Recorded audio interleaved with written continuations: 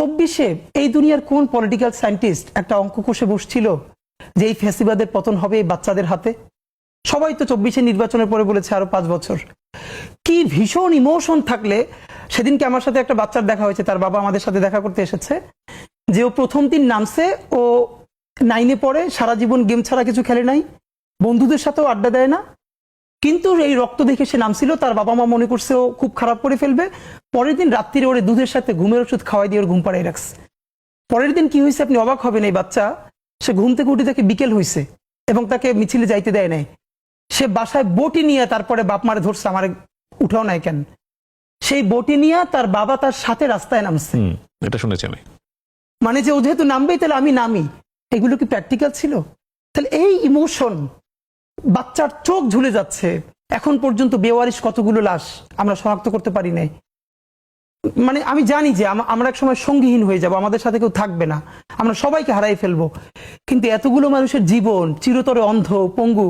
কিন্তু এটা আমি অনেকবার বলছি, ঢাকা বিশ্ববিদ্যালয় মসজিদ থেকে নামাজ পড়ে বেরোচ্ছে, টিআরটি ওয়ার্ল্ড একটা ছেলেকে ইন্টারভিউ করবে, জুলাইয়ের আহত। আমাকে দেখে ওনারা কথা বলতেছে, তখন ছেলেটা শুনতেছে যে আমি এসছি। ও কোরআনের হাফেজ, মনে হয় 21 না 22 বছরের, 2 চোখ চিরতরে হারাই গেছে, ভালো ফিরবে না। তো আমার কাঁধে হাত রেখে বললো কি যে হাদি ভাই, আমার সপ্তাহখানেকের জন্য আমার একটা চোখে একটু আলো ফিরিয়ে দেওয়া যায়? আমি বললাম ভাই 1 সপ্তাহের জন্য কেন? বললো ভাই অন্তত আমার মারে আমার খুব একবার দেখতে মন চায়। আমার মা আমার অনেক নিষেধ করছিল আন্দোলনে যাইতে, আমি ফিরে আসার সময় মারে দেখি নাই, আমার একটাবার মন চায় আমার মারে দেখি। তো যারা হাজার হাজার কোটি টাকা পাচার করে বিদেশ চলে গেছে,